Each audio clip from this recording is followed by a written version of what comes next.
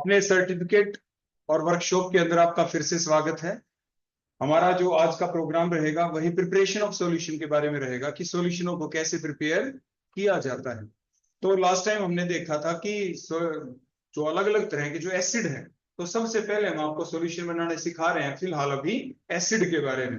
तो जो एसिड है वो कौन कौन से होते हैं मेन अपने, जैसे सल्फ्यूरिक एसिड जो सबसे ज्यादा यूज होता है, एक हाइड्रोक्लोरिक एसिड HCl होता है, एक नाइट्रिक एसिड और एक होता है एसिटिक एसिड जो थोड़ा उससे कम यूज होता है। तो ये आपके एसिड हैं। उन्हीं में से एक एसिड मैंने आपको बताया था, आपको ध्यान होगा, जिसे अपने केमिकलों का राजा कहा जाता है। बताओ कौन सा था वो? हाँ, H2SO4 सल्फ्यूरिक एसिड।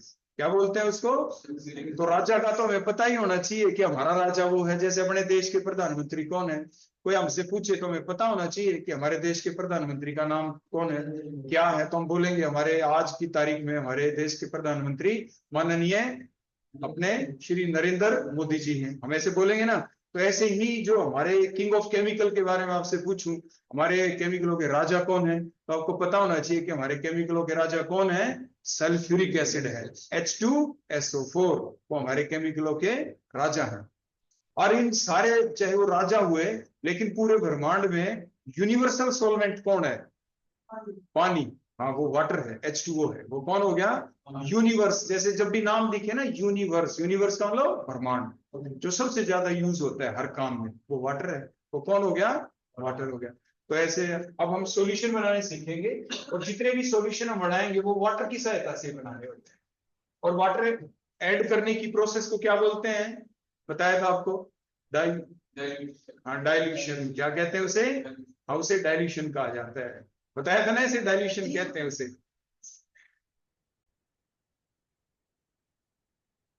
तो हमारा जो टॉपिक चला हुआ है वो है प्रिपरेशन के बारे में। तो हमारी हेडिंग सबसे पहले देखो हमने बना दी, preparation of solution. Preparation of preparation of solution.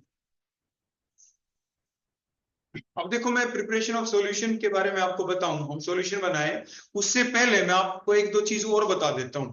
हम क्या करेंगे, एक दिन जब हम आगे बताएंगे ना आपको कि अलग अलग इंस्ट्रूमेंट किसको क्या बोला जाता है, वो आपको सारे दिखा के वो बताएंगे। प्लस एक चीज और हम करेंगे, अपना एक सेशन किसके ऊपर हम करेंगे कि अपने डिपार्टमेंट में जितने भी केमिकल रखे हैं ना, उन सभी केमिकल के अलग अलग बॉक्स हम यहाँ पे रखेंगे छांट के। कैसे? उनके ऊपर एक अलग सा निशान लगा हुआ होता है, अलग एक चिन्ह होता है, साइन होता है। वो ये बताता है कि ये केमिकल कितना खतरनाक है, कितना डेंजरस है, उससे हमें क्या नुकसान हो सकता है, उससे हमारी आंखों को नुकसान होगा कि नहीं होगा। तो उसपे वो निशान छपा होता है। हर निशान की एक अलग पहचान होती है। आपने देखा होगा ना, आप रोड के ऊपर चलते हो, कहीं पे ऊंचा नीचा ऐसे बना रखा आपके, वहां पे लिखा, उसका मतलब क्या है कि आगे कोई ब्रेक कराने वाला है। होते हैं ना ऐसे, एरो लगा देते हैं, मतलब इधर मुड़े वगैरह। आपने बहुत सारे निशान देखे होंगे। ऐसे ही अपने केमिकल्स की जो बोतल होती है उनके ऊपर एक खास निशान लगे हुए होते हैं। कहीं पे देखो आग जलती हुई दिखेगी, ऐसे फ्लेम, जैसे हम बर्नर नहीं जलाते घर में, चूल्हा जलाए आग को जो दिखाते हैं ऐसे आग, इसका मतलब वो इन्फ्लामेबल है, वो ज्वलनशील है। उसको बर्नर के पास लेके नहीं जाना है, कि उसको कभी भी बिकर में डाल के बर्नर के ऊपर रख के गर्म नहीं करना है। उसको कहाँ पे गर्म कर सकते हो? जो इलेक्ट्रिक सप्लाई नहीं होती घर में, जैसे आपने देखा होगा जो रोड लगा के आप पानी गर्म कर लेते हैं, आजकल तो खैर गीजर आ गए। तो जो उसको बोलते हैं यहाँ पे केमिस्ट्री की भाषा में, बोलो क्या बोलते हैं? Water bath, electric water bath. उसमें कंटेनर होता है, अंदर रोड लगी होती है, उसमें पानी उबल जाता है। तो उबलते हुए पानी के अंदर टेस्ट ट्यूब को रखते हैं और वहां से गर्मी मिलती है, और फिर जो टेस्ट है वो हमारा हो जाता है, जो भी हमें करना है। बर्नर के पास नहीं लेके गए मैं उसको, क्योंकि देखो क्या होता है, मान लो आप है ना घर, वैसे भी आपने देखा हुआ कई बार, मान लो आपके पास घर में कोई कटोरी है, आप जो मान लीजिए घर में जो कई लोग शराब जो पीते हैं ना, मान लो वो एल्कोहल डाल दे उस कटोरी में, एल्कोहल, और उसको गैस के ऊपर रख दें, बोलो क्या होगा? एकदम वो कटोरी में आग लग जाएगी वहां पे एकदम। क्यों? एल्कोहल के वेपर निकले और वो ज्वलनशील है, एकदम आग लगी। पानी को करते हो तो उसके वेपर आप करे जाओ गर्म, वो आग नहीं पकड़ते। तो मतलब हमारे केमिकल अलग अलग टाइप के हैं, कुछ ऐसे हैं जो आग को पकड़ लेते हैं और कुछ नहीं पकड़ते। जैसे कॉमन आप जानते हो, जैसे अपना क्या मिट्टी का तेल, क्या आप उसको ऐसे रख के गर्म कर दोगे? नहीं। फ्लेम के ऊपर गर्म करोगे? नहीं करेंगे, क्योंकि उसके वेपर निकलेंगे और बर्नर के पास जाके आग लगा देंगे। पेट्रोल डीजल ज्वलनशील है, एकदम आग पकड़ लेंगे। तो मतलब हमें ऐसे ही हमारे केमिकल है लैब के अंदर जो आग पकड़ लेते हैं, तो उनके जो बॉक्स होते हैं उनके ऊपर अलग से, जैसे आज जलती हुई आग का निशान उसके ऊपर है कि भाई इसको बड़े ध्यान से यूज करना, इसको आग के पास लेके नहीं जाना। किसी के ऊपर आंख सी बनी हुई दिखाई देगी कि आंख में इरिटेशन सी होगी, मतलब ये आंखों को नुकसान पहुंचा सकता है। ऐसे और भी बहुत सारे निशान हैं, उन हर निशान के बारे में आपको बताएंगे ताकि काम करते वक्त हमें कोई भी नुकसान ना हो, हमें उस नुकसान से भी बचना है। ठीक है ना जी। तो अगले आने वाले सेशन में हम क्या क्या देखेंगे, एक दिन हमारे जितने भी ऑपरेटर्स है ना, गिलास ऑपरेटर्स हुए, वो सारे के सारे हम यहाँ पे लाके अपनी टेबल पे रख लेंगे, एक एक के बारे में बता देंगे इसको क्या क्या कहते हैं। और अगले दिन क्या करेंगे, सारे वो केमिकल ले आएंगे जिनके ऊपर अलग अलग निशान बने हुए हैं, और हर निशान की जानकारी दी जाएगी कि ये किस टाइप का केमिकल है, इससे क्या नुकसान हमें हो सकता है। तो फिलहाल हम पढ़ रहे हैं हमारे इस टॉपिक को जिसका नाम है प्रिपरेशन ऑफ सॉल्यूशन। अब इसके मैं आपको बताऊंगा उससे पहले एक और बहुत इंपॉर्टेंट चीज है जो हमें पता होनी चाहिए। देखो क्या होता है कि हमारे पास जो केमिकल है ना जी, जो सॉलिड केमिकल आए हैं वो दो तरह के होते हैं हमारे पास। आपने आपने ये देखा होगा ना, एक शब्द सुना होगा कि वो तो ज्यादा स्टैंडर्ड में रहता है। सुना है ना लोगों को आपस, वो तो ज्यादा स्टैंडर्ड में रहता है। स्टैंडर्ड का मतलब हम ये मान लेते हैं स्टैंडर्ड को वहां पे कि वो ज्यादा बन ठन के रहता है ना। तो वो स्टैंडर्ड होता है, ऐसे मतलब ज्यादा साफ सुथरे बहुत कपड़े पहन लेता है, डेली नए नए कपड़े पहन लेता है, कभी वो नए ले आता है, कभी वो, मतलब मैली चीज वो रखता नहीं।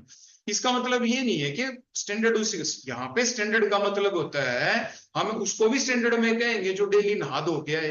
डेली चाहे उसके पास एक जोड़ी कपड़े हो, लेकिन डेली नहा धो के उन डेली कपड़ों को डेली जाके धोता है, अगले दिन प्रेस लगा के फिर उसको आ जाता है। चाहे एक जोड़ी थी लेकिन साफ सुथरे तरीके से आता है, इसका मतलब वो स्टैंडर्ड में रहता है, वो भी उसका स्टैंडर्ड है। स्टैंडर्ड का मतलब यहाँ पे क्या है, साफ सुथरा रहना, बिल्कुल क्लीन रहना, उसको स्टैंडर्ड में रहना कहते हैं। ठीक है ना जी।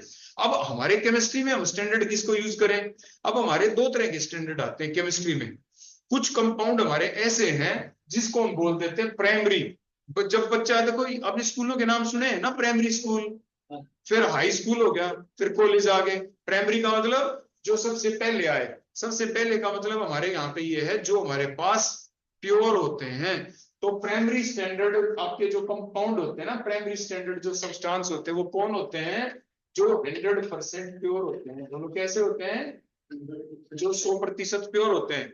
और दूसरे कंपाउंड हमारे पास ऐसे होते हैं जो हमारे, इनको बोलते हैं सेकेंडरी स्टैंडर्ड सब्सटेंस। क्या है इनका? तो यानी कोई स्टैंडर्ड नहीं है, ये सेकेंडरी है। तो वो होते हैं जो नॉट प्योर, जो प्योर नहीं होते। उनके अंदर कोई ना कोई इम्प्योरिटी होती है, जिसके अंदर क्या होती है, कोई ना कोई इम्प्योरिटी जरूर होती है। अब देखो एक आधी चीज का तो आपको भी पता चल गया होगा अब तक कौन प्योर है कौन नहीं है। देखो जैसे मैं आपसे पूछ लेता हूँ, आप बताओगे, उसका जवाब बिल्कुल ठीक है। देखो क्या है, देखो आपकी तरफ करता हूं मैं और आप बता दोगे, मुझे विश्वास है बिल्कुल, क्योंकि अब तक जो हमने सीखा था। आप मेरे को एक चीज बताओ, वो कौन सा सॉल्यूशन था जो हमने पहले दिन बनाया था और जिसके बारे में मैंने ये कहा था कि भाई ये जो सॉल्यूशन है ना, ये एक ऐसा सॉल्यूशन है जिसको जब आप डिब्बे के अंदर से निकाल लो ना तो एकदम डिब्बा बंद कर देना, नहीं तो पानी एब्जॉर्ब कर लेता, नमी सोख लेगा बाहर से। बोलो क्या नाम था उसका? NaOH। बिल्कुल बता दिया ना आप लोगों ने, मैंने कहा था ना कि आप बता दोगे। बोलो कौन था वो? NaOH, sodium hydroxide.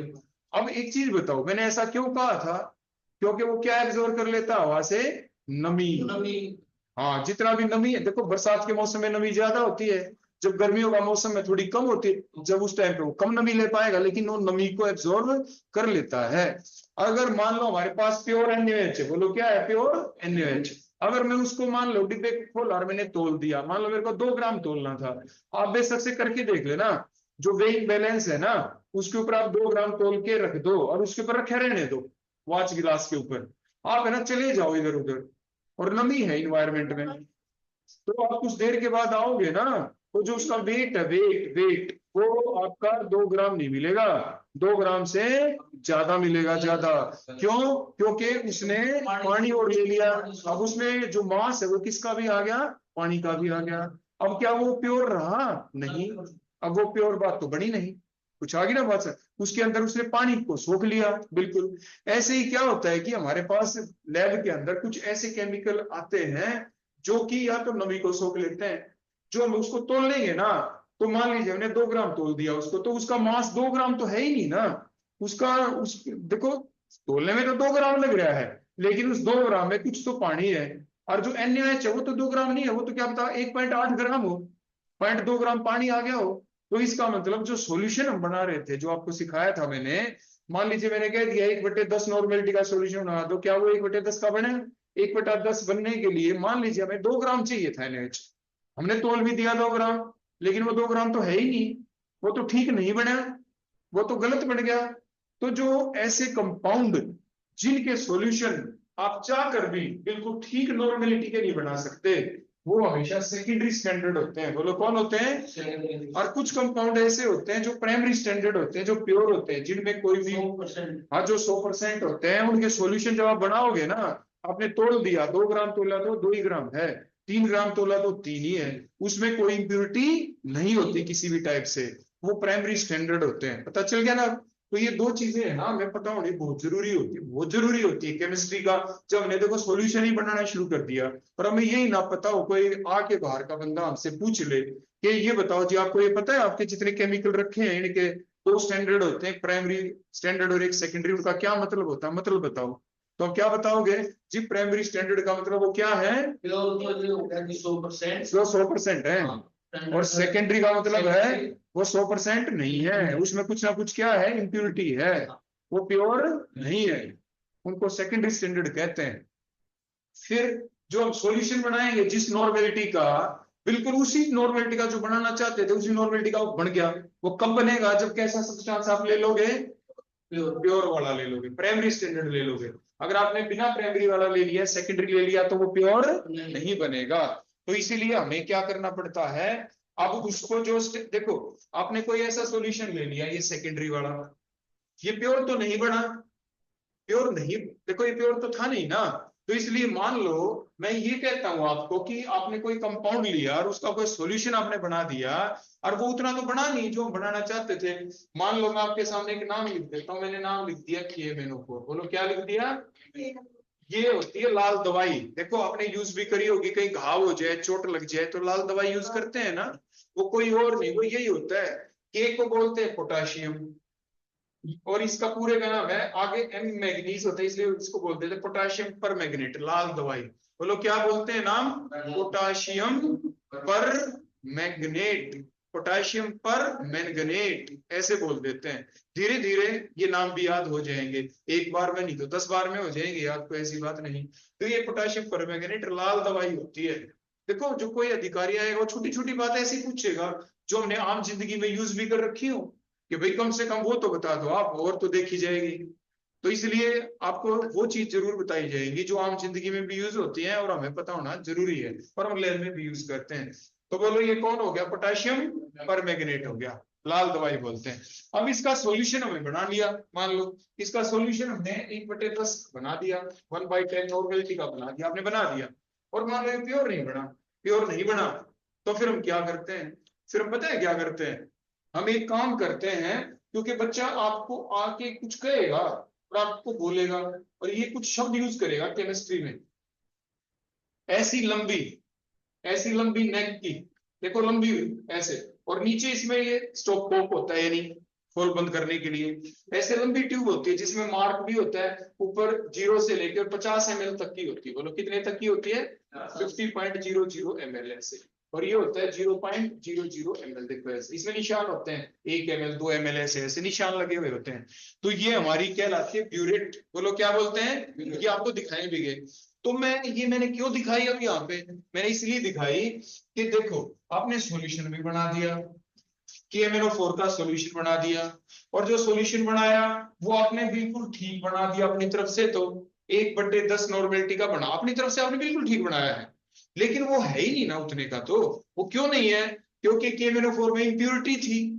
क्या थी उसमें? इंप्योरिटी थी। इसलिए जो बनाया अब वो उससे कम नॉर्मेलिटी का बना, कम ताकत का बना। मान लो घर में आप चीनी ले आए, ठीक है ना जी, तो चीनी लेके आए ना, उस चीनी के अंदर हमने कोई ऐसा सफेद सा पाउडर सा मिला दिया कुछ, जिसकी वो मिठास नहीं है उसमें। आपने तो 1 चम्मच भर के चीनी डाल दी चाय बनाने या कुछ और में। वैसे 1 चम्मच से तो पूरा मीठा हो जाना चाहिए, लेकिन उसमें आधी इंप्योरिटी है, आधी मान लो 50% मान लो। तो आपने 1 चम्मच डाली तो उसमें क्या उतना मिठास आएगा? नहीं, उसमें आधी आधी तो चीनी, आधा तो कोई और पाउडर है उसमें। समझ गए ना मेरी बात? तो उसका क्या मिठास उतना हुआ? नहीं हुआ, मिठास उससे कम हुआ। ऐसे ही यहाँ पे जो हम कोई भी ऐसा सब्सटेंस जिसकी नॉर्मेलिटी 1/10 होनी चाहिए, तो लेकिन वो 1/10 का नहीं है, क्या पता वो 1/100 का बन गया हो, और कम नॉर्मेलिटी होगी, कम हो गया ना। अगर 1/10 का बन जाता तो वो ये होता प्राइमरी स्टैंडर्ड, इसका तो बन जाएगा, इसका तो नहीं बना। अब ये 1/10 का नहीं है, ये है कुछ। यही हम बच्चों से पूछते हैं, यही हमारा प्रैक्टिकल होता है। देखो हम आपसे बनवाएंगे, आप ये बनाओगे 1/10 का, इम्प्योर का ही बनाओगे, लेकिन हमें पता है वो 1/10 का नहीं है, वो कुछ और है। वो क्या है? वो हम बच्चे को कहते हैं, बेटा लैब में जा, प्रैक्टिकल कर, और मेरे को ये बता जो KMnO4 है उसकी सही नॉर्मेलिटी कितनी है। कितनी है उसका पता लगाने के लिए वो 2 सॉल्यूशनों को आपस में मिलाएगा, उसको टाइट्रेशन करना कहते हैं। क्या कहते हैं? ये उसके लिए उसको 2 चीजों की जरूरत पड़ती है। एक तो लंबी सी एक ट्यूब होगी, ऐसे लंबी ट्यूब ऐसी, इसको भर लेंगे और इसको हम लगा देंगे इस स्टैंड के ऊपर। देखो ये स्टैंड रहा, देखो ये आपका स्टैंड है, ये आपका बोलो क्या है? स्टैंड है। इस टाइप से इस स्टैंड के ऊपर, हाँ देखो ये क्लैंप वाला दूसरा देखो, देखो ये हमारे पास क्या आ गया? बोलो दिस इज ए स्टैंड। बोलो क्या है? ये स्टैंड है। इसके ऊपर आप देखिए ये क्लैंप लगा हुआ है, देखो क्लैंप, इसको क्लैंप बोलते हैं। क्या बोलते हैं? इसके अंदर होल्ड किया जाता है। बोलो किसको होल्ड करेंगे इसके अंदर? इसको होल्ड करेंगे आपकी ब्यूरेट को। किसको? ब्यूरेट। ब्यूरेट को इसमें डाल देंगे, वो होल्ड हो जाएगी, आराम से रुक जाएगी इसके अंदर। तो वो ब्यूरेट ऐसी होती है दिखने में, जो आपके सामने है यहाँ पे। ठीक हो गया ना? तो ये हमने इसमें डाल दिया। उसके बाद हम क्या करते हैं? आपने कॉनिकल फ्लास्क देखी थी, देखो ये ऐसी कॉनिकल फ्लास्क होती है, देखो ऐसे, ये कॉनिकल फ्लास्क होती है ऐसे। क्या होती है? बोलो ये कॉनिकल फ्लास्क। ये जो कॉनिकल फ्लास्क होती है, देखो इसको हम नीचे देखो यहाँ पे डायग्राम बना देते हैं, देखो इस टाइप से, देखो ऐसे ऐसे करके। ये मैंने देखो यहाँ पे डायग्राम बना दिया, ये कॉनिकल फ्लास्क बना दी। बोलो मैंने क्या बना दी? Conical flask. ठीक हो गया ना जी? कॉनिकल फ्लास्क बन गई। अब हम क्या करते हैं? देखो जब पता लगाना हो ना किसके अंदर क्या है, तो इसके मैंने 4 को तो हम ऊपर भर देंगे। यहाँ पे देखो ऊपर हम क्या लगाएंगे? फनल, और ये ऊपर से डाल देंगे, इसमें भर देंगे ऊपर। और फिर उसके बाद नीचे अब हमें कोई दूसरी चीज चाहिए पता लगाने के लिए। देखो आपने देखा ना ये क्या है? ये MnO4 की नॉर्मेलिटी क्या है, इसमें कितनी ताकत है। देखो आप अपने ब्लड की ताकत का पता लगाते हो, तो डॉक्टर क्या करता है? ब्लड निकाल लेता है अपना, ले लेते हैं ना ब्लड सैंपल। तो अब ये मान लो ये ब्लड सैंपल हमने ले लिया, कोई चीज ले ली, अब ये पता लगाना है इसमें क्या क्या है, इसकी ताकत कितनी है, तो इसमें क्या कुछ है। तो ऐसे ही जो ब्लड सैंपल निकालते हैं, फिर वो क्या उस ब्लड सैंपल को ऐसे ही रख लेते हैं ना, उस ब्लड सैंपल में कोई दूसरा केमिकल मिलाते हैं, टेस्ट करते हैं ना, उसी को टेस्ट करना कहते हैं। ऐसे ही हम क्या करेंगे, हमारी जो इस ब्यूरेट के अंदर हमने जो सॉल्यूशन ले लिया, अब इसका टेस्ट करना है, पता लगाना है कि इसकी असली नॉर्मेलिटी कितनी है। तो उसके करने के लिए नीचे हमें क्या लेना पड़ेगा? कोई दूसरा सॉल्यूशन लेंगे इसमें। अब जो सॉल्यूशन इसमें लेंगे ना, वो कैसे लें?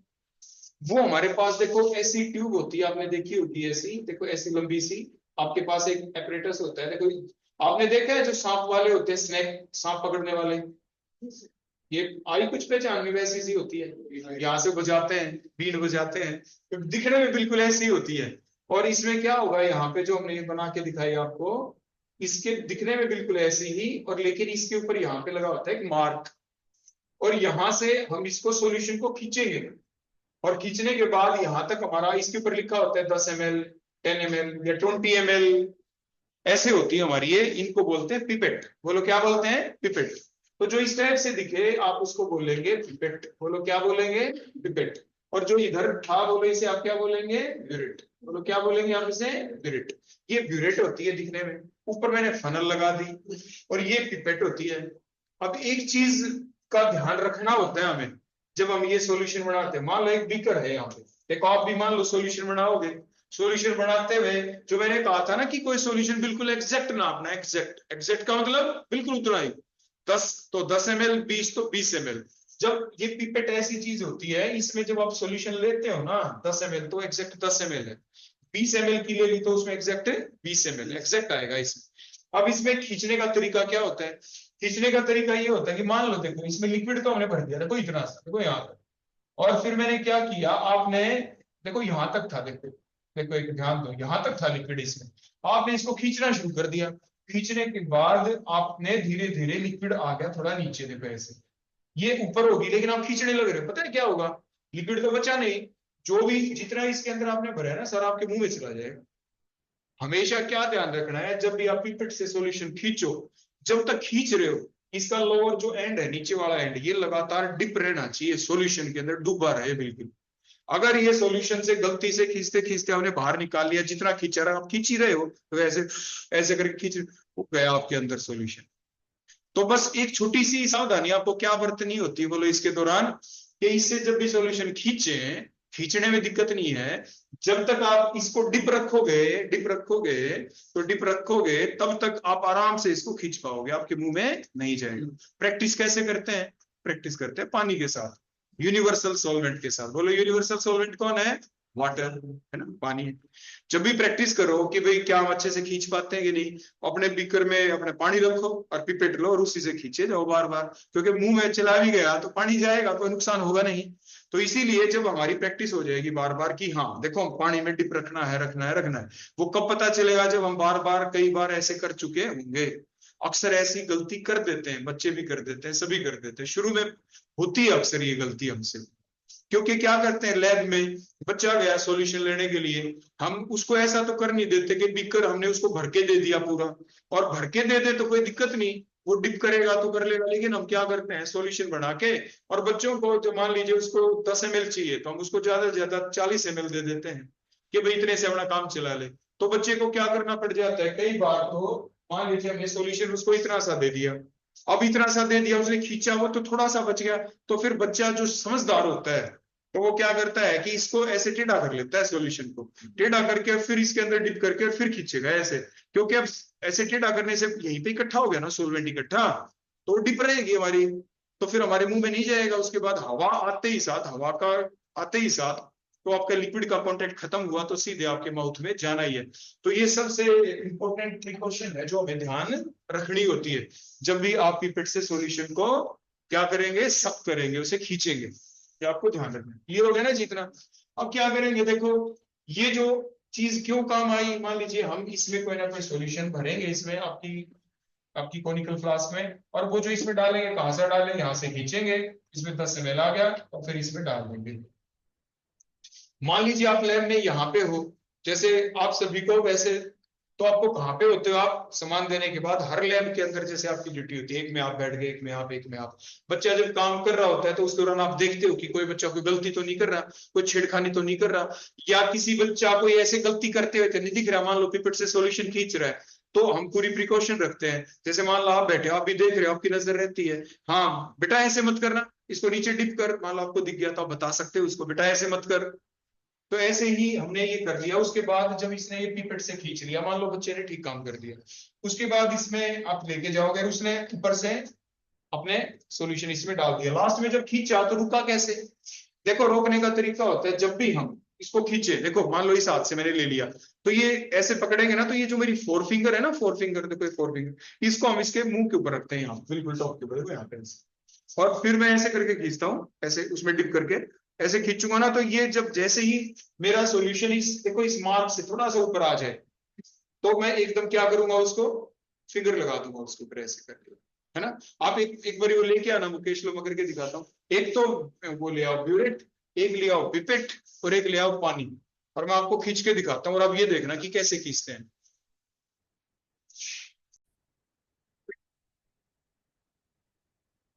हाँ तो जी देखो ये तो क्या है, मैंने अभी आपको बताया था, क्या है ये? ब्यूरेट। देखो ये ब्यूरेट है ना, ये स्टॉप कोक है, इससे आप खोल बंद कर सकते हैं, इसको टाइट कर सकते हैं। सॉल्यूशन जब आप डालेंगे तो कहां से डालेंगे, ऊपर से। ऊपर इसके ऊपर क्या लगाएंगे हमेशा, फनल।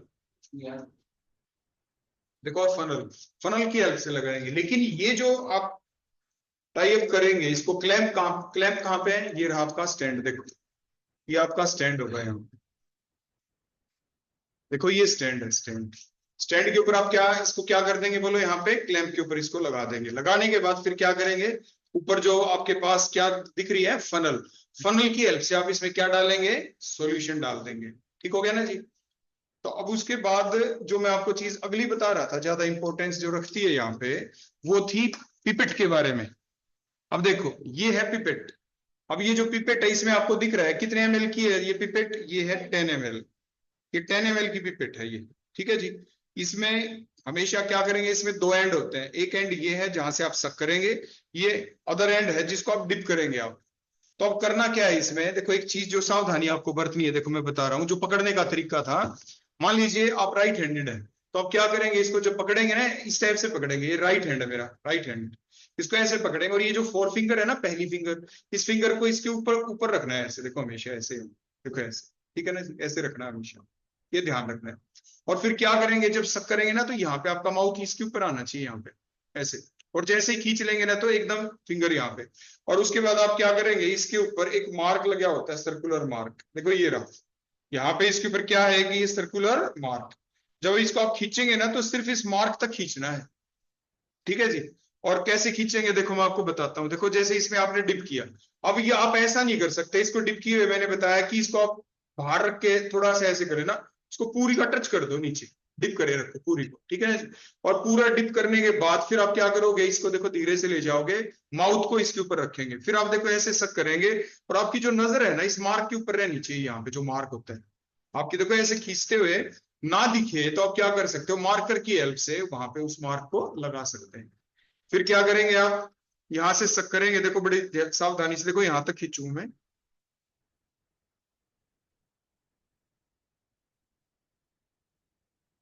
और देखो मैंने ऐसे ऊपर फिंगर लगा दी, देखो ऐसे लगा दी ना। और उसके बाद आप ध्यान से देखें इसके ऊपर जो मार्क है ना जी, जो मार्क है वो यहाँ पे है, देखो ये रहा। अब एक तरीका होता है, बच्चे क्या करते हैं अक्सर, या जब सॉल्यूशन हमें लेना हो, वो एकदम क्या करेंगे, जो फिंगर है ना ऊपर की, ये एकदम हटा देते हैं। एकदम हटाने से क्या होगा, सॉल्यूशन एकदम से नीचे आ जाएगा, नीचे फिर खींचे जाओ दोबारा, ये प्रोसेस तो शाम तक चलती रहेगी, सुबह बैठ जाओ शाम तक नहीं होगा। तो इसका तरीका क्या होता है, बड़ा सिंपल सा तरीका होता है, इसको इसी के अंदर डिप रखें, ठीक है ना जी, डिप रखें। और डिप रखने के मुकेश आना एक बार इधर, एक बार इस स्पीकर को पकड़ लो।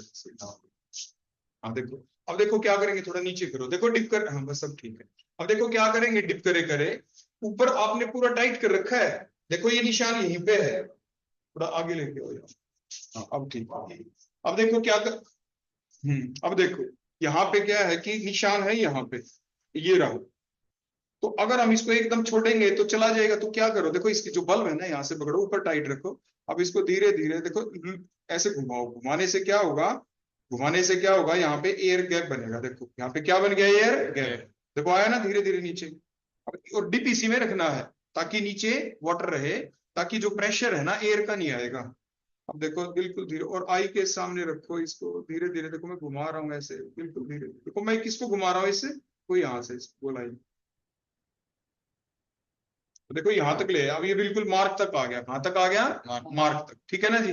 तो यानी ये तरीका होता है इसका करने का, ऊपर से सक करें, फोर फिंगर रखें, और उसके बाद यहां से पकड़ के इसको टाइट रखो और घुमाते रहो, जैसे आप घुमाओगे तो जितना थोड़ा गैप तो बनेगा ना जब घूमा, तो जो भी थोड़ा सा एयर गैप आया उसकी वजह से वो धीरे धीरे बिल्कुल कीड़ी चाल, बिल्कुल स्लो स्लो आएगा नीचे।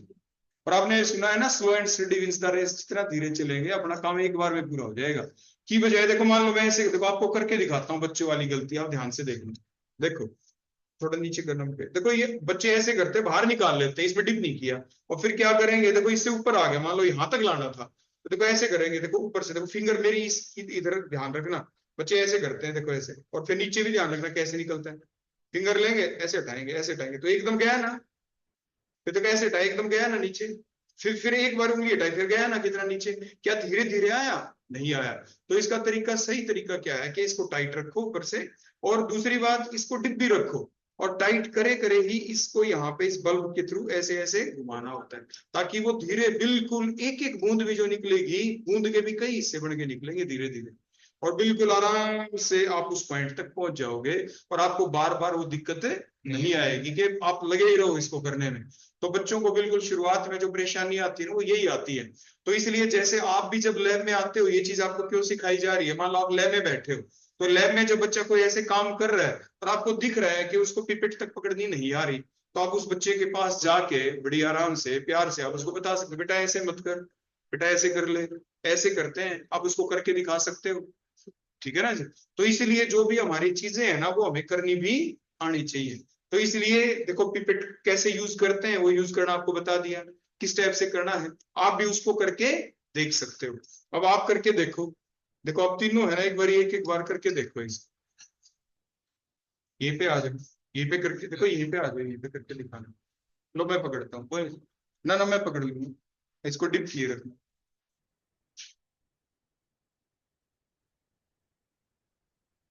अब देखो इसी, इसको छोड़ दो मुकेश। अब ये क्या करो, अब वो फिंगर यहीं पे और इसको धीरे धीरे घुमाओ, और जो निशान है ना वहीं तक आ, देखो मुकेश ने डिप कर रखा है यहाँ तक ऊपर, बिल्कुल ये टाइट, और इसको घुमा रहा है मुकेश। आप ऐसे प्रैक्टिस करो, एकदम नहीं छोड़ना, घुमाना है मुकेश, वहां से टाइट रखो, ऊपर से, ऊपर से तो बिल्कुल टाइट रखना है, इसको घुमाओ यहाँ से नीचे से, ऐसे ऐसे घुमाओ, राइट या एंटी क्लॉकवाइज क्लॉकवाइज कैसे घुमा रहे हो, पर घुमाओ, टाइम लग जाएगा, कोई दिक्कत नहीं है ना। अरे धीरे धीरे, और ये ध्यान रखना कि इसमें डिप ही रहे, क्योंकि डिप रहेगा तो धीरे धीरे आएगा, और घुमाना है। कई बार क्या होता है, हम जल्दबाजी में ये सोचे काफी देर हो गई, नीचे आया ही नहीं, आ गया ना बिल्कुल सही। हाँ बिल्कुल, देखो सही एग्जैक्ट मार्क तक आ गया। तो यानी आपका समय बेशक से 2 मिनट ज्यादा लग जाए की बजाय सुबह से शाम तक लगे रहो, इससे अच्छा ये है ना धीरे धीरे ही कर ले। अब हो गया ना जी ऐसे, तो अब आप आ जाओ। हाँ हाँ, ये वाला निशान है। अब इसको पहले तो शक्कर और ध्यान इधर रखना कि इस निशान तक आ जाए, और डिप करे करे बल्ब को आप पकड़े रखो जैसे इच्छा हो। नीचे आपने फिंगर देखो दूर करी, हमेशा क्या करो, देखो इसको पकड़ो, इस हाथ से ना डिप करे रखो, इसी हाथ से पकड़ो ना, नहीं कोई नहीं, वो तो डला रह जाता, और इस उंगली को पास रखो बिल्कुल। हाँ और जाने दो, थोड़ा और ऊपर तक जाने दो, कोई ऐसी बात नहीं है। हाँ अब लगा लो, फिंगर लगा ली ना, हाँ बिल्कुल ठीक लगा लिया। अब क्या करो, उसको टाइट रखना है, उसको नहीं ढीला छोड़ना आपको, बिल्कुल लूज, और अब जाने दो धीरे धीरे, इसको घुमाओ धीरे धीरे, चाहे लग जाए 5 मिनट आपकी, कोई दिक्कत नहीं है हमें। आप 5 की भी 10 मिनट लगा दोगे तो भी हमें दिक्कत नहीं है। हाँ बिल्कुल, हाँ घुमाए जाओ ऐसे ऊपर से, जब आप घुमाओगे ना तो थोड़ा सा गैप अपने आप आ जाएगा। आ गया, हो गया ना जी। अब बिल्कुल ठीक हो गया, देखो, देखो बिल्कुल सही जगह पे आपका निशान बन गया, यहाँ पे बन गया, इधर दिखाओ, देखो अभी करके। देखो बिल्कुल सही जगह के ऊपर आपका निशान बन गया। अब आप आ जाओ जी रणधीर जी, अब आपकी बारी आ गई। देखो इसको डिप करे रखो, यहाँ पे ये निशान देखो ये रहा, ठीक है ना जी। हाँ ये रख लो, और नीचे ध्यान रखना पूरा आपने, और वो फिंगर वहीं पे रखो ऊपर, और उधर मत देखो, इधर देखो इसकी तरफ, नीचे नजर रखो, आपका ध्यान किधर रहना चाहिए, नीचे। हाँ नीचे, इस पर रहना चाहिए, हाँ इसकी तरफ, इसकी तरफ देखे जाओ, इधर इस निशान की तरफ देखे जाओ, और डिप करे रखना है बिल्कुल, हाँ ऐसे, पूरा भी नहीं आया, और करो, नीचे अभी नहीं आया, हाँ बस ठीक है। अब है ना, अब धीरे धीरे आ गया नहीं है यहाँ पे, आ गया। अब इसको धीरे धीरे इस निशान तक लाना है। अब क्या करो, देखो इसमें टिप करे रखो, दूसरे इस हाथ से घुमाओ इसको, देखो ऐसे, ना जी आपने एकदम छोड़ दिया, ये तो आया कि हटा दो, नहीं आपने ये हटाया नहीं, लेकिन ये हल्का दबा रखा था ना, इसको अच्छे से पूरा प्रेस करके रखना है आपको, कड़ी में रखना है। हाँ इसको जब तक दबा के नहीं रखोगे तो हवा का गैप आते निकल जाएगा।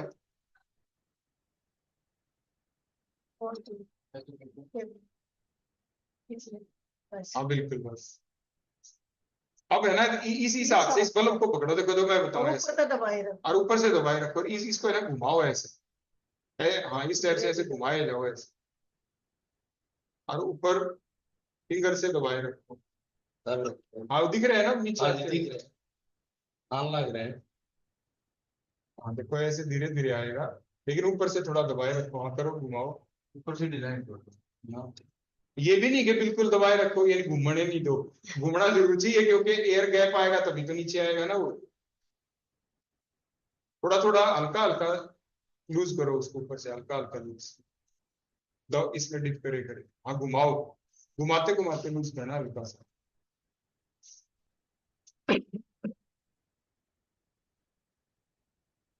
आप थोड़ा ज्यादा दबा रहे हो, हाँ बिल्कुल।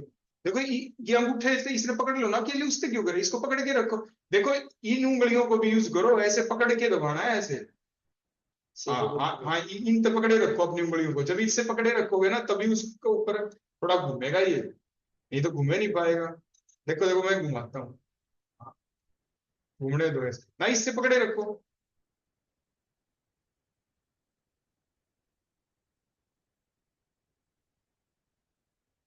देखो, हाँ करो, हाँ छोड़ दो एक मिनट। देखो, अब देखो मैं आप पकड़ो इसको, देखो मैं बताता हूँ कैसे। अब जैसे ये था आपका, ध्यान से देखना, आप छोड़ो एक बार इसको, अब इसको देखो ऐसे करना है, देखो धीरे धीरे देखो, अब ये देखो देखो जब मैं घुमा रहा हूँ धीरे धीरे धीरे धीरे आ गया ना, आ गया जी, आ गया। तो बिल्कुल ऐसे ये जो हमारा इस और इसका कॉम्बिनेशन होना चाहिए, और ये प्रैक्टिस से आ जाएगी चीज ऐसे घुमाना। और ये चीज हर जगह यूज करनी है, घर में क्या यूज नहीं करोगे, हर जगह यूज करोगे, हर जगह ही यूज करनी है ये। गाड़ी में तेल डालते कुछ और डालते हो, नाप के डालते हो, आपके मोबाइल ऑयल डालना है, कुछ और डालना है तो नाप के डालना है, तो उसमें भी तो नापते हैं, तो ये इसमें हाथ का ही काम है हमारा। ठीक हो गया ना जी? तो इस टाइप से हमें जो प्यूरेट है और पिपेट है इनका यूज करना आना चाहिए। अब ये चीज बताओ, देखो इसमें आपको इसमें ऊपर कितने एमएल लिखा दिख रहा है, बताओ, देखो ऊपर, नहीं ऊपर ये तो 50 ml की है, लेकिन रीडिंग जो शुरू होती है जीरो लिखा दिख रहा है इसमें, देखो जीरो, उसके बाद क्या लिखा दिख रहा है यहाँ पे 1, फिर 2, 3, देखो इस टाइप से दिख रहा है ना ऐसे लिखा हुआ। और इसमें जो आखिरी रीडिंग, आप बड़े ध्यान से देख के बताना, इसमें आखिरी रीडिंग यहाँ पे क्या लिखा दिख रहा है बिल्कुल आखिर में, कितने की है बोलो ये, बताओ। 50। हाँ 50, 50 ml तक आखिरी निशान है, मतलब इसमें एक बार में आप जो सॉल्यूशन डालोगे तो जीरो से लेके कितने तक लगातार यूज कर सकते हो, 50 तक। जब 50 का निशान आ जाए तो इसका एकदम एयर टाइट बंद कर देंगे। अब एक सावधानी और रखनी होती है, कभी भी जब हम कोई चीज खींचते हैं ना तो बीच में हवा का गैप नहीं आना चाहिए। आपने देखा है डॉक्टर जब हमें ग्लूकोज चढ़ाते हैं कुछ भी, जो पाइप लगाते हैं उसमें हमें वो क्या बता के जाते हैं बस, कि जी एयर गैप मत आने देना, जब ये सॉल्यूशन आना बंद हो जाए ना, थोड़ा बच जाए, उसको पहले ही बंद कर देना, बताते ना ऐसे, नहीं तो एयर गैप आ जाएगा। नहीं तो आपके वो जो एयर गैप आपके ब्लड में आ जाएगा, डेथ भी हो सकती है उससे। ऐसे ही क्या होता है कि हमारा जो ये ब्यूरेट है, जब हम इसको भरते हैं, भरने के बाद हमेशा मान लो यहां तक आपने भर दी लेकिन बंद थी, फिर हम क्या करते हैं इसको पहले खोल लेंगे, ऐसे खोलने से सॉल्यूशन निकलना शुरू हो जाएगा, यहाँ पे तो हवा थी ना, वो सॉल्यूशन सारा निकल जाएगा, निकलने दो थोड़ा, निकल के यहाँ पे पूरे में सॉल्यूशन दिखा, फिर इसको बंद कर दो, फिर अब क्या दिखेगा, यहाँ पे कोई भी हवा का गैप नहीं है। तो अब इसमें मान लो यहाँ तक आ गया, तो इसमें दोबारा से और सॉल्यूशन भर दो, और वो सॉल्यूशन हम कहाँ तक रखेंगे, चाहे उसको 0 तक रखो, 1 तक रखो, ये जरूरी नहीं होता। जब भी बच्चा कोई प्रैक्टिकल करे, आप भी पूछ सकते हो बच्चे से, बेटा तूने ये 0 तक ही क्यों करा, सर 0 ही लेना था, नहीं बेटा जी 1 से कर दे रीडिंग शुरू। जब बच्चा कोई प्रैक्टिकल करता है ना जी, और आपको दिखे वो हर बार 0 ही ले रहा है, 1 ले रहा है ना, उसको कह दे बेटा तू कहीं से रीडिंग शुरू करते प्रैक्टिकल, 0 से कर, यहाँ से कर, वहां से कर, क्योंकि बच्चे को क्या देखना है, मान लो रीडिंग आ गई 4, वो शुरू में नोट कर लेता, आपने यहां तक भर दिया इसको 4 ml, फिर आपने पूरा प्रैक्टिकल कर दिया, नीचे से सॉल्यूशन निकाला टाइट्रेशन करके, और वो 4 के बाद खत्म हो गया आपका 20 के ऊपर, 20, तो पहले कहां तक थी रीडिंग 4, तो 20 में से 4 गए, कितने रह गए 16, तो 16 ml यूज हुआ, बोलो कितना यूज हुआ, ये मैथ तो सबको आता है ना, वही यूज करना है। तो यानी ये कॉमन बातें हमें ध्यान रखनी पड़ती है, इसमें ब्यूरेट और पिपेट यूज करते हैं टाइट्रेशन के दौरान। तो बोलो जब भी टाइट्रेशन करें तो उसके दौरान हमें क्या यूज करनी होती है, ब्यूरेट और पिपेट। और भी टाइट्रेशन करने से पहले हमें अपनी इस ब्यूरेट में सॉल्यूशन भरना पड़ेगा, तो सॉल्यूशन भरने के लिए हमें पहले बनाना भी पड़ेगा। ऐसे ही पिपेट से जब सॉल्यूशन लेंगे तो वो देखो दो चीजें यूज होती है, मैंने आपको बताया। एक तो बोलो यहाँ पे कौन होती है, ये ब्यूरेट, ये जो ब्यूरेट थी यहाँ पे, और नीचे ये कौन थी, कोनिकल फ्लास्क। देखो जो आपको दिखाई गई, ये कोनिकल फ्लास्क हमने ले ली इसके नीचे, है ना। और उसके बाद जो सॉल्यूशन हम डालते हैं इसमें किससे डालेंगे बोलो, फनल की सहायता से। ये इसको फनल कहते हैं, फनल की सहायता से। एक सावधानी और रखनी जो बच्चों को आपको टोकना है। कई बार मान लो मैं टीचर हूं, मेरे भी ध्यान ना रहे, तो आपको क्या ध्यान रखना है, बच्चा जब टाइट्रेशन शुरू कर देता है ना जी, टाइट्रेशन, तो मान लो उसे फनल लगा के छोड़ दिया यहाँ पे, और वो इसने क्लैंप के ऊपर भी लगा दिया। देखो इसको किसके ऊपर बांध दिया, इसको क्लैंप के ऊपर। देखो ऐसे बांध दिया इसको, ऐसे क्लैंप के ऊपर इसको ऐसे इसने टाइट कर दिया। देखो ऐसे ऐसे, देखो ये बांध दिया, देखो ऐसे क्लैंप के ऊपर लगा दिया। अब बच्चे ने टाइट्रेशन शुरू कर दी, देखो नीचे ऐसे फनल अपने नीचे कोनिकल फ्लास्क लेके, यानी ऊपर से सॉल्यूशन आपने निकालना शुरू कर दिया। आप एकदम टोक देना, बेटा क्या कर रहे हैं आप बताओ, क्यों टोकोगे आप, ये टोकोगे क्योंकि जो फनल है ना ऊपर, जो ये लगी हुई फनल है, इस फनल के अंदर भी तो कोई सॉल्यूशन चिपका हुआ है। आपने जो रीडिंग ली यहाँ से 1 ml 2 ml, जो भी बच्चे ने शुरू करी टाइट्रेशन, क्या पता इसमें जो लगा हुआ था, मान लो 5 बूंद आ गई, और उसने रीडिंग ले ली 1 ml, और वो 5 बूंद गिरने से वो हो गई और ऊपर चली गई, वो एक नहीं थी रीडिंग, वो तो और ऊपर तक भर गया, मान लो 0 तक ही भर गया, रीडिंग उसने एक नोट कर ली, तो गलत आ जाएगा ना आंसर उसका। और बच्चे का ध्यान भी नहीं, वो उसका ध्यान तो नीचे है टाइट्रेशन करने में। तो हमेशा जब भी आप इसको भर दो, किसको भर दो, ब्यूरेट को, उसके बाद क्या करो, फनल को हटा दो, और हटाने के बाद अब लेनी है बच्चे को रीडिंग। हमेशा जब बच्चों के प्रैक्टिकल चलते हैं, बाहर से टीचर भी आता है ना, एग्जामिनर आता है, उसको इसी बात के ऊपर उसके नंबर कटते हैं कि बेटा तेरे को तो टाइट्रेशन करनी नहीं आती, तेरी रीडिंग तो गलत आ जाएगी। तो जब भी आप भी किसी बच्चे को ऐसे देखो, जब वो टाइट्रेशन कर रहा हो और ऊपर फनल उसकी लगी रह जाए ये फनल, तो आपको एकदम समझा देना उसको, बेटा गलत कर रहे हो आप, ऐसे नहीं करना, फनल हटा के फिर टाइट्रेशन करो, तेरी तो रीडिंग ही गलत आ जाएंगी ऐसे। तो इन चीजों का हमें ध्यान रखना है। तो ये बड़ी साधारण सी बातें हैं, है ना जी। जैसे हम बच्चों को घर में किसी काम के लिए टोकते हैं, ऐसे यहाँ पे भी टोक देंगे ऐसे ही, ठीक हो गया ना जी। तो यानी जब हमें ये काम जो करने हैं उसके लिए बोलो हमें पहले क्या बनाना पड़ेगा, सॉल्यूशन। तो सॉल्यूशन बनाने से पहले बोलो हमें किस चीज की जानकारी होनी जरूरी थी, इन कंपाउंडों की। भाई जो सॉल्यूशन हम बना रहे हैं वो हमारे एग्जैक्ट नॉर्मेलिटी के बने भी गए या नहीं बनेंगे। बनाना चाहते थे 1/10, क्या पता ना बनाओ, तो हमें पता होना चाहिए कि वो एग्जैक्ट नॉर्मेलिटी का बना भी है कि नहीं बना। तो आपने सीख लिया 2 तरह के कंपाउंड होते हैं, एक प्राइमरी और एक सेकेंडरी स्टैंडर्ड वाले। प्राइमरी वाले हमेशा क्या होते हैं, प्योर, 100% प्योर, पर ये प्योर नहीं होते, कारण कोई भी हो सकता है, क्या पता उनमें इम्प्योरिटी हो या वो नमी को सोखने वाले हो, कारण कोई भी हो सकता है, लेकिन जब हम उनको मेजर करेंगे तो लेंगे तो प्योर नहीं होंगे, ठीक हो गया ना जी।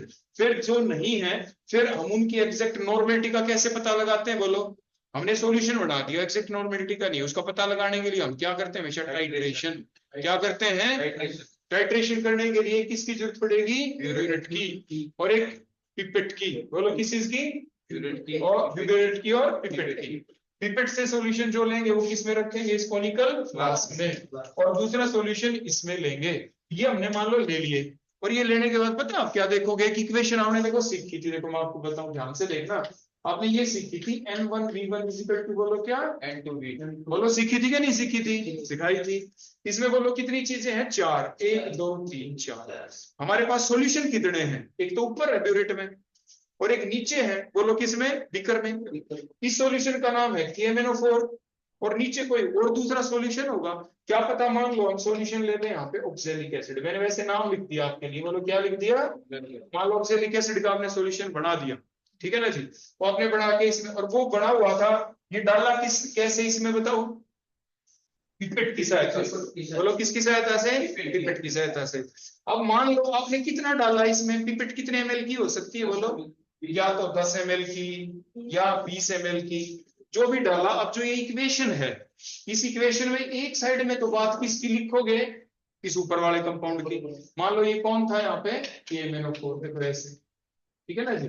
और दूसरी साइड में बात जो नीचे लिया है उसकी लिख देंगे, नीचे नाम जो मैंने लिख दिया उसी को मान लेते हैं, मान लो ये कौन था, ऑक्सैलिक एसिड, मान लो ये था आपका, ठीक है जी।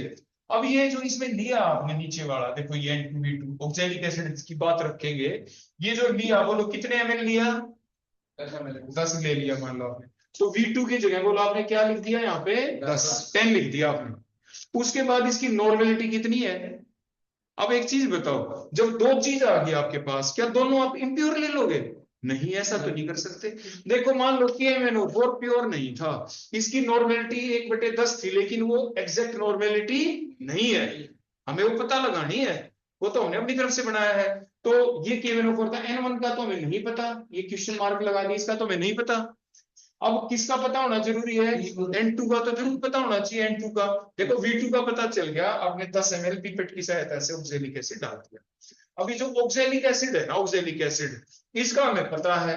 मान लो इसकी नॉर्मेलिटी है ना, मान लो 1/20 है या 1/10 है, जो भी है, इसका पता होना चाहिए। अगर पता है तो बोलो ये सब्सटेंस कैसा है, ये कंपाउंड कैसा है, प्राइमरी या सेकेंडरी, इसका पता है बोलो हमें। ये प्राइमरी था, क्योंकि जब हमें सेकेंडरी का पता लगाना हो उसकी नॉर्मेलिटी कितनी है, तो इसकी जब हम टाइट्रेशन करेंगे ना, ये ध्यान रखो, जब भी हम दो चीजों की टाइट्रेशन करते हैं ना, एक की नॉर्मेलिटी पता होती है और दूसरे की निकालनी होती है। अब जैसे KMnO4 की निकालनी है तो नीचे वाले की पता होनी जरूरी है, और नीचे वाले की पता होना जरूरी है तो कैसे हो, वो प्राइमरी स्टैंडर्ड ले लेंगे कंपाउंड, बोलो कैसा ले लेंगे? प्राइमरी। इसका सॉल्यूशन बना देंगे तो वो बिल्कुल सही बनेगा। तो मान लो इसकी जगह देखो, मैंने अब दो चीजें पुट कर दी, इधर वाली दोनों चीजें लिखने का मतलब क्या था, ये प्राइमरी था, बोलो कौन था, इसलिए उसकी नॉर्मेलिटी भी लिख दी, और पिपेट की सहायता से लिया तो उसका वॉल्यूम भी ठीक लिख दिया। अब क्या करेंगे, ये सॉल्यूशन ऐसे होते हैं, जो टाइट्रेशन होती है ना, ये ऐसे सॉल्यूशन होते हैं, इसमें या तो अब देखो मिला दोगे तो कुछ पता चलेगा नहीं। KMnO4 का पिंक कलर होता है, आपने देखा होगा, लाल दवाई बोलते हैं ना, लाल दवाई क्यों बोलते हैं, पिंक कलर होता है उसका, है ना। तो क्या होगा, वायलेट कलर होता है, जामुनी सा कलर होता है। जब हम इसमें डालेंगे ना जी, बूंद बूंद करके डालते हैं, देखो और क्या क्या इसमें मिलाएंगे हम, थोड़ा डाइल्यूट सल्फ्यूरिक एसिड मिलाएंगे, थोड़ा कब गर्म करेंगे कब नहीं करेंगे, वो तो प्रैक्टिकल की बात है बाद में। अभी मैं आपको मोटी मोटी बातें बता रहा हूं। मान लो कुछ भी करेंगे तो जब आप बूंद डालोगे ना, डालोगे डालोगे डालोगे डालोगे, एक बूंद ऐसी पड़ेगी इसमें आके कि इसमें लाइट पिंक कलर हो जाएगा। कैसा कलर हो जाएगा? Light pink colour. अब वो लाइट पिंक कलर इसमें कैसे दिखे? अब देखो, हमारे जो स्टैंड होते हैं ना जी, देखो ये जो स्टैंड होता है, ये देखो ब्राउन कलर का है, इसमें तो एकदम दिखेगा भी नहीं, इसलिए इसके ऊपर हम एक टाइल रखते हैं हमेशा, व्हाइट टाइल। बोलो कैसी? देखो ये व्हाइट टाइल रखते हैं इसके ऊपर, व्हाइट, ये इसके ऊपर अभी कुछ गिरा हुआ है ना, ये साफ हो जाएगा। ये बिल्कुल व्हाइट टाइल होती है, बिल्कुल एक्जैक्ट व्हाइट। देखो ये दूसरी रखी है, देना। हाँ जी, ये रखी है वाली, दे दूंगी। हाँ, अब देखो ये है बिल्कुल व्हाइट टाइल, देखो बिल्कुल व्हाइट है ना। अब इसका इसका बेस बनाते हैं हम हमेशा स्टैंड के ऊपर, और इसी के ऊपर हम रखते हैं, बोलो क्या, अपनी टाइट्रेशन फ्लास्क, जिसे आप बोलते हैं कोनिकल फ्लास्क, ये रख देते हैं देखो इसके ऊपर। अब जो भी आप इसमें रखोगे तो साफ साफ दिख रहा है ना, क्योंकि आपने इसका बैकग्राउंड व्हाइट कर दिया। बैकग्राउंड कैसा कर दिया? जैसे ही लाइट पिंक कलर आएगा एकदम पहचान में आ जाएगा। अगर मैं टाइल को हटा दूं और फिर वो काम करूं तो क्या वो लाइट पिंक कलर एकदम दिखेगा? नहीं। तो इसीलिए हमें व्हाइट टाइल का रखना जरूरी है, ताकि वो कलर आते ही हमें पहचान में आ जाए। मान लीजिए वो जो भी आया कलर, लाइट पिंक कलर आ गया, आपने पहचान भी लिया। आपने यहाँ पे कोई रीडिंग थी 0, और मान लो आप डालते गए यहां तक आ गया, और मान लो यहाँ पे लिखा आ गया आपके पास 9.5, बोलो कितना लिखा आ गया? 5 ml, और यहीं तक बस सॉल्यूशन निकला था और इसमें पिंक कलर आ गया। तो बोलो ये ऊपर आपने कौन ले रखा था? KMnO4। ये 9.5 ml क्या डाला? KMnO4 डाला। तो KMnO4 तो इधर है ना, तो इसका जो V1 था, बोलो मैंने यहाँ पे क्या लिख दिया? 9.5, जो ऊपर से रीडिंग आई लिख दिया ना मैंने यहाँ पे। तो ये 10 क्यों लिखा था बोलो? क्योंकि हमने पिपेट की सहायता से 10 ml लिया था। 1/20 क्यों लिखा? क्योंकि ऑक्सैलिक एसिड प्योर है। इसका सॉल्यूशन जो हमने खुद लैब में बैठ के बनाया है, और जो बनाया है वो बिल्कुल प्योर बन गया। ठीक हो गया ना जी। उसके बाद इसलिए ये लिख दिया। अब ये क्यों लिखा 9.5? जब हमने टाइट्रेशन की और जब एंड पॉइंट आया, उसको बोलते हैं एंड पॉइंट, मतलब इनकी रिएक्शन पूरी हो गई। जो ये 10 ml हमने डाला था ना, ये तो देखो ये तो 10 ml था, ऊपर से तो कितना भी डाल दो, इस 10 ml में ये 10 ml पूरा यूज हो गया। जब ये 10 ml पूरा यूज हो गया ना, जब बस यूज हुआ ही था, तब एकदम कलर चेंज हो गया, और उस एंड पॉइंट को हमने नोट कर लिया। तो वो होता है कि इसका पता लगा लेना, इसकी सहायता से इसकी नॉर्मेलिटी का पता लगाना, कलर चेंज से। बोलो किस चीज से? तो वो रीडिंग हमने यहाँ पे लिख दी। बोलो अब कौन बच गया? सिर्फ यहाँ पे N1। बोलो कौन बच गया? N1। जो N1 बच गया यहाँ पे, अब देखो क्रॉस मल्टीप्लाई करेंगे, N1 तो उधर ही रह जाएगा, और बोलो यहाँ पे 1/20 पहले से था, 10 भी यहाँ पे था, क्रॉस का मतलब नीचे 9.5, और अब जो भी आप गुना भाग करेंगे आ जाएगा ना कोई ना कोई आंसर। तो ये नॉर्मेलिटी आ गई, बोलो किसकी आ गई, KMnO4 जो आपने सॉल्यूशन बनाया था ना लैब में, जो बिल्कुल प्राइमरी, वो तो सेकेंडरी था, उसकी एग्जैक्ट नॉर्मेलिटी जो आपने बनाया है ना, वो किस नॉर्मेलिटी का बनाया है उसका ऐसे हम पता लगा लेते हैं। लैब में किसी भी बने हुए सॉल्यूशन का आप पता खुद लगा सकते हो, लेकिन उसके लिए बस दो ही बातें चाहिए पता लगाने के लिए। वो दो बातें क्या हैं कि उनके बीच में टाइट्रेशन करनी है। और टाइट्रेशन कब कर सकते हो, जिसका पता लगाना है वो तो जैसे आपने ऊपर ले लिया, ये था सेकेंडरी स्टैंडर्ड। एक दूसरा ऐसा होना चाहिए जो प्राइमरी स्टैंडर्ड हो, जिसका हमें पता हो। प्राइमरी स्टैंडर्ड का मतलब क्या होता है, जिसकी कंसंट्रेशन का हमें पता है, जिसकी नॉर्मेलिटी का हमें पता है, जो बिल्कुल ठीक बना है। और वो ठीक कब बन सकता है, जब वो प्योर हो, 100% प्योर हो, आपने ठीक मेजर किया हो, तब वो बिल्कुल ठीक सॉल्यूशन उसका बन गया होगा। तो इस तरीके से हमें इन बातों का पता होना जरूरी था। सॉल्यूशन बनाने से पहले इन बातों का अगर हमें नहीं पता, कि अब देखो ये मैंने क्यों करके दिखाया ऐसे कि आपके दिमाग में ये बात आ जाता जी हम क्यों कर रहे हैं, जो बन गया सॉल्यूशन ठीक है ना जी, थोड़ा ऊपर नीचे रीडिंग आ जाएगी जो भी होगा, लेकिन कैसे उसको ठीक किया जाता है।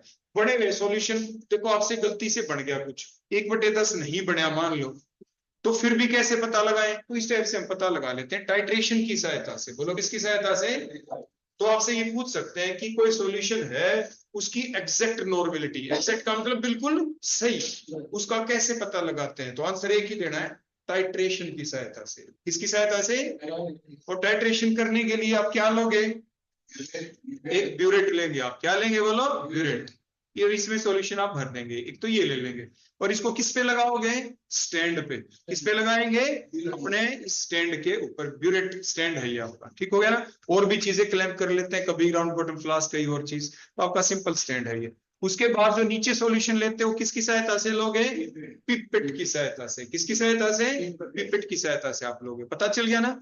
तो ये कुछ कॉमन बातें थी, इनको हमें हमेशा अपने दिमाग में रखना ही है, तभी हम सॉल्यूशन बना पाएंगे। तो इन सारी बातों का अब हमें बिल्कुल पता चल गया अच्छे से, और अब हम अपने सॉल्यूशन अच्छे से बना सकते हैं। तो अब हम सॉल्यूशन जो फिलहाल हम बनाएंगे, कल वाला देख लेते हैं, सल्फ्यूरिक एसिड वाला जो मैंने बताया था। तो वो मैं आपको सिर्फ 2 मिनट लगेंगी, वो बता देता हूँ, फिर सॉलिड चीजों के 1 बाय 1 हम बाद में सॉल्यूशन बनाएंगे।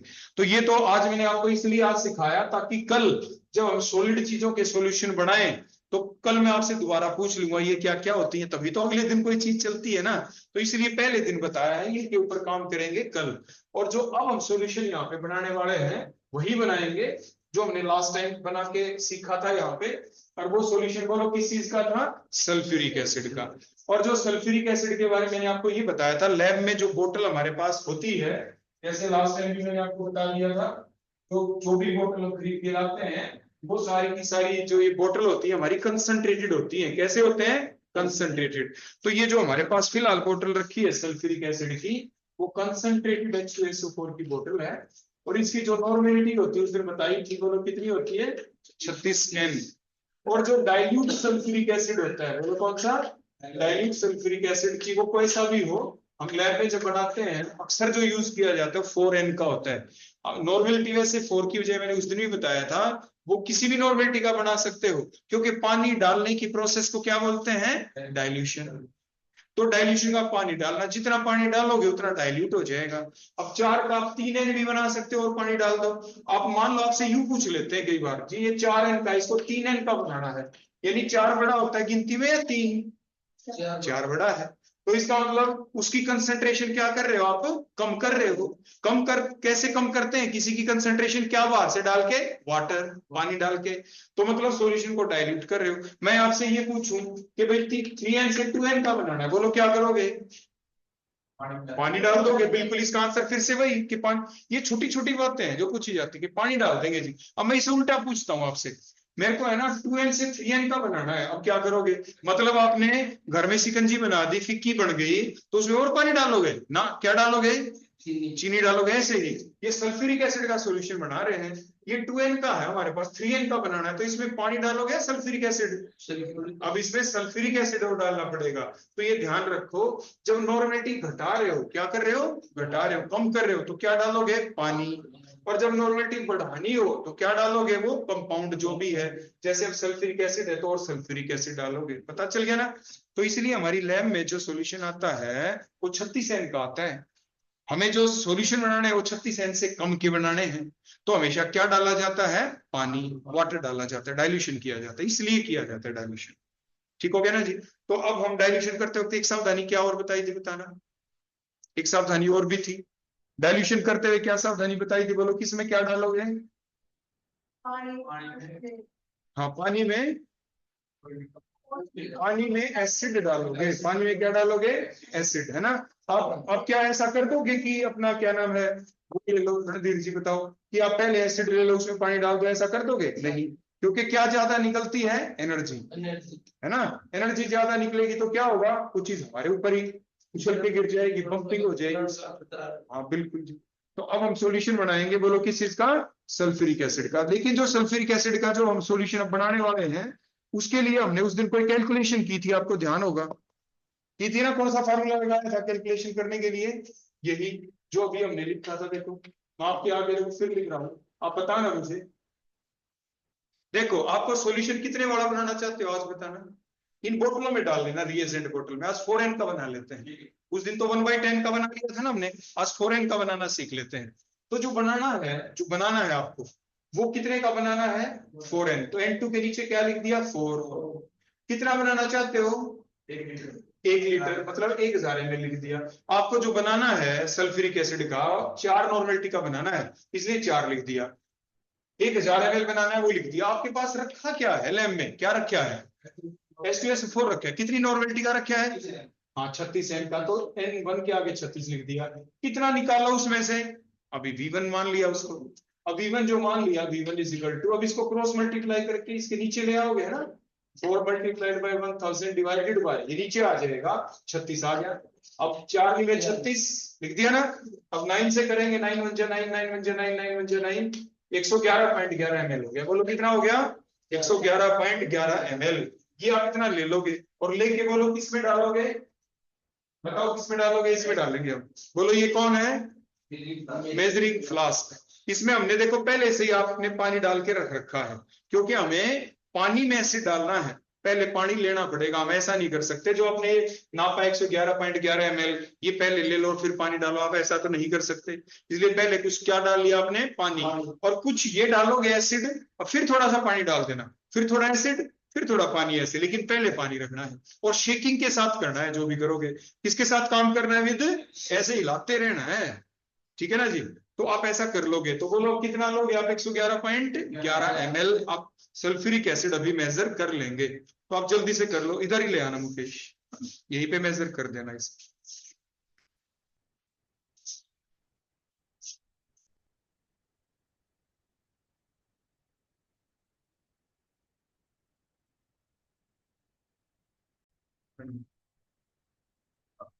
अब मुकेश क्या करोगे आप, ये क्या है आपके पास, सल्फ्यूरिक एसिड, ये सल्फ्यूरिक एसिड की बोतल है कंसेंट्रेटेड, ठीक है ना जी। आप भी देखते रहना, कंसेंट्रेटेड सल्फ्यूरिक एसिड है।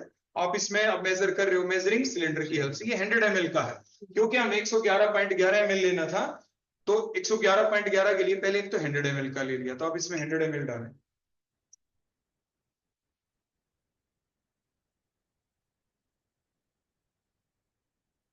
थोड़ा सा ऊपर कर। हाँ अब दिखा दो, इस यहाँ पे दिखाओ, एग्जैक्ट हो गया ना 100 ml। अब देखो ये बिल्कुल पूरा है एग्जैक्ट 100 ml। इसमें कंसंट्रेटेड सल्फ्यूरिक एसिड है, कौन है इसमें, कंसंट्रेटेड सल्फ्यूरिक एसिड। अब इसको आप इसमें डालोगे, देखो इसमें ना ऐसे कर लेना, ठीक है। पकड़ लोगे, हाँ हाँ ठीक। अब इसमें देखो फनल की हेल्प से ऊपर से डालना, और थोड़ा थोड़ा करके डालना और शेक करते रहना।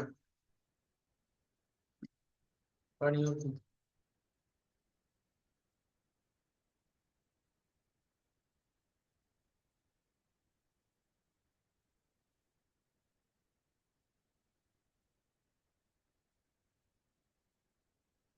थोड़ा थोड़ा डालेंगे और फिर इसको क्या थोड़ा शेक, हाँ, इस टाइप से देखो शेकिंग करनी है आपको लगातार, बिना शेकिंग के आप काम नहीं करेंगे। आप भी आ जाओ किरण धीरे से, एक बार आप थोड़ा हाथ लगवा दोगे यहाँ, तो इसको पकड़ लेंगे थोड़ा वेट बढ़ जाएगा ना इसका। हाँ, तो इसको थोड़ा यहाँ से पकड़ लेना। हाँ, जब डाल लेना उसके बाद शेकिंग के दौरान फिर शेक कर लेना थोड़ी सावधानी से। आप छोड़ दो छोड़ दो। हाँ बस ऐसे, अब आप ऐसे शेक कर दो। अब थोड़ा सा इसमें पानी डाल दो, थोड़ा सा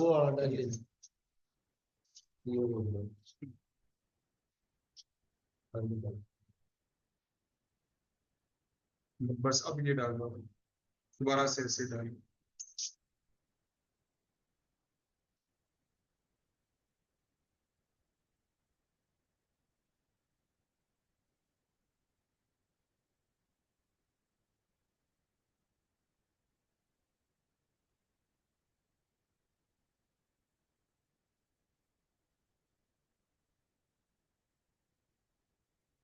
बीच बीच में आप थोड़ा थोड़ा पानी भी ऐड करते रहते हैं। स्टार्टिंग में भी आपने पानी लिया था, कारण वही है कि रिएक्शन एक्सोथर्मिक है, क्योंकि हीट निकलेगी। आप हाथ लगा के देखो कैसा हो जाएगा, हो गया ना गर्म। क्यों हुआ गर्म बताओ? क्योंकि क्या निकली? एनर्जी। तो जब कभी भी आप एसिड और वाटर को मिलाते हो तो हमेशा एक्सोथर्मिक रिएक्शन होती है, आप भी देख लो।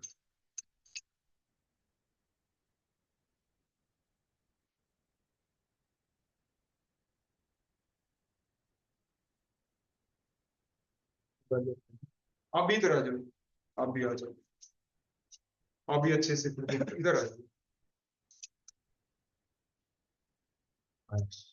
हाँ इधर थोड़ा आप इधर हो जाओ। हाँ, बस आप थोड़े से दोनों आ जाओगे ना, आप एक ठीक। अब एक दूसरे की हेल्प करते रहो। बीच में देखो मुकेश जब डाले ना यहाँ पे आप हाथ लगा ले। नहीं इसमें पानी डाल दो। अब पहले एसिड ही डाल रहा ठीक है ना? एसिड डालना है सर, ये ज्यादा ही गर्म हो गई थी ना फ्लास्क। हाँ एकदम छोड़ मत देना, थोड़ा गर्म की वजह से। हाँ शेक करते रहो, थोड़ा सा पानी में डाल थोड़ा डालना, कभी मार्च से ऊपर चला जाएगा। हाँ बस बस ठीक है। तो कंटिन्यूअस शेकिंग के साथ आपको ये काम करना है। अपने देखो बड़ी सावधानी से, टाइम भले ही ज्यादा लग जाए, लेकिन जो हम ये डाइल्यूशन कर रहे हैं ना, इस प्रोसेस को ऐसे सीखना बहुत जरूरी है। बेशक से देखो 10 की 15 मिनट लग जाए, कोई दिक्कत नहीं। गर्म हो गया ना जी बहुत ज्यादा, क्योंकि एक्सोथर्मिक रिएक्शन है जी। आप ये खुद सोचो, इतनी गर्मी के साथ अगर हम अपोजिट काम कर देते, एसिड लेके फिर पानी मिलाते, तो क्या होता? एकदम उछल के और ऊपर गिर सकता है, फट भी सकती है ये आपकी फ्लास्क। अगर एनर्जी ज्यादा निकल जाए तो चीजें क्या होगी? बस्ट जाएगी, है ना जी, फट जाएगी चीज। धरती नहीं फटती ज्यादा, ज्वालामुखी फटता है क्योंकि एनर्जी ज्यादा निकलती है।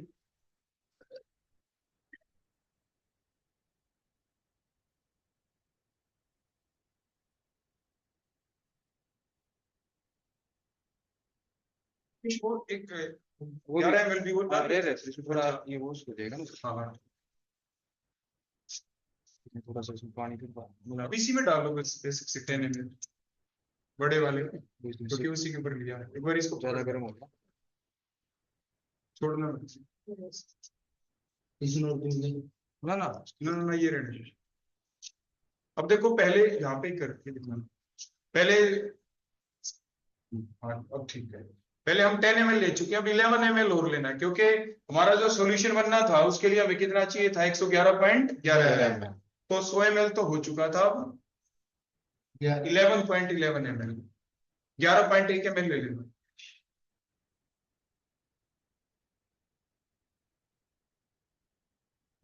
हो गया ना? हाँ ठीक है, उठा लो।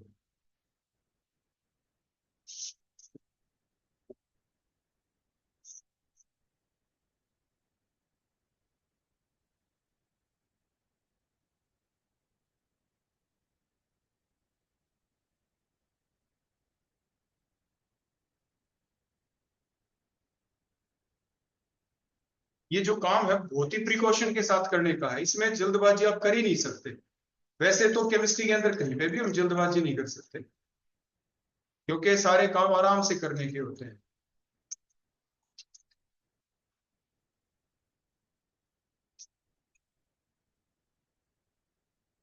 अब बिल्कुल लास्ट की स्टेप बच गई, हमारा जितना एसिड था वो हम पूरा यूज कर चुके हैं, अब सिर्फ हमें लेवल अप करना है इसको। जो मार्क है ये 1000 ml की, हाँ तो 1000 ml बनाना है इस टोटल सोल्यूशन। तो 1000 ml का सोल्यूशन कम, हाँ देखो नीचे हाथ लगा के देखो तो कितना हीट अप हो चुका है, बताओ हो गया ना जिगर। अब जो इसमें ये मार्क दिख रहे हैं ना, देखो यहाँ पे ये मार्क, देखो ये है मार्क, इस मार्क तक ही सॉल्यूशन होना चाहिए। और ये मार्क कहाँ पे रहेगा, मुकेश डाल रहा है तो मुकेश की आंखों के बिल्कुल पैरेलल। अगर आपने मैंने ऐसे करके डाल दिया तो गलत, अगर आपने ज्यादा ऊपर से डाल दिया तो गलत। तो आपकी आंखें बिल्कुल इस मार्क के बिल्कुल लेवल में होनी चाहिए। हाँ डालो मुकेश।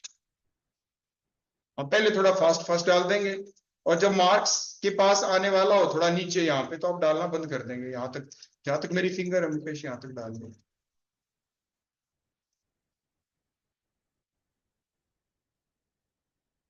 बस बस बस बस बस। अब लास्ट में देखो बिल्कुल थोड़ा सा बच गया, तो वो हम डालेंगे ड्रॉपर की सहायता से, और ड्रॉपर की सहायता से डाल के दिखा दूंगा। आप इसको फनल को हटा, हाँ फनल को हटा दो। हाँ ये प्रिकॉशन भी हमारी रखनी थी। बिल्कुल लास्ट, मुकेश आगे से फिंगर हटा दो, दिखेगा नहीं।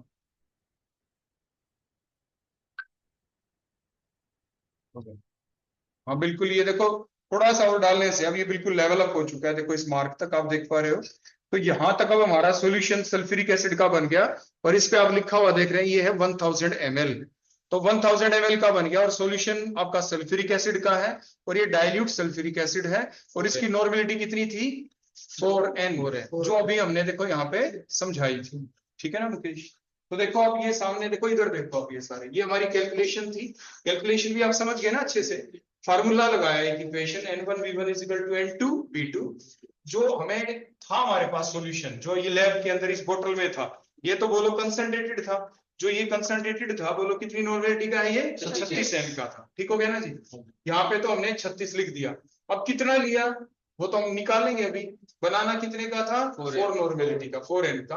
और कितना बनाया आपने, 1000 ml बना लिया। अगर आपको मान 2500 बनाना होता तो आप क्या करते हैं, यहाँ पे 2500 लिखते, फिर उसके हिसाब से कैलकुलेशन करते हैं। सिर्फ 1000 ml बनाना था, क्रॉस मल्टीप्लाई किया, जो 36 है वो नीचे आ गया, 4 9 जा 36, 1000 को 9 से भाग किया, आ गया 111.11 ml।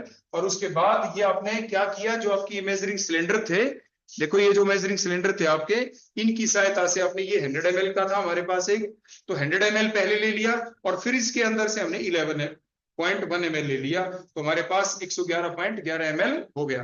और वो लेने के बाद जो आपने ये मेजरिंग फ्लास्क में देखो ये जो सॉल्यूशन बनाया, इसमें आपने क्या प्रिकॉशन रखी थी बताओ। पहले क्या लिया था नीचे, वाटर। आप अब भी हाथ लगा के देख लो सारे, देखो आप भी देखो शिक्षा जी, है ना पूरा गर्म, क्योंकि एक्सोथर्मिक रिएक्शन है। क्योंकि फिर हम भूलेंगे नहीं उस चीज को। अब सभी ने हाथ लगा लिया, अब हाथ लगा के देखा कि हाँ गर्म होता ही है, तो क्या आप उस चीज को भूलोगे। ये तो देखो इतना गर्म है पानी मिलाने के बाद, अदरवाइज ये देखो अगर इतना गर्म, देखो जो है, आप 2 मिनट लगा के, आप 2 ही मिनट लगा के करके देख लो, आप लगाए रखो जी, हटाना पड़ गया ना हाथ, क्यों, गर्म बहुत ज्यादा है अभी ये।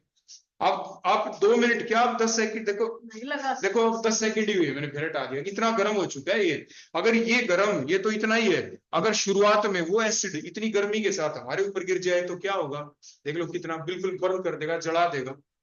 तो इसीलिए ये प्रिकॉशन रखनी थी कि पहले वाटर लें, वाटर में क्या डालें आप, एसिड। तो ये आपने आज सल्फ्यूरिक एसिड का जो सॉल्यूशन है बना के अपने हाथों से देख भी लिया अच्छे से, और हाथ लगा के भी देखा, हाँ वास्तविकता में गर्म हो रहा है।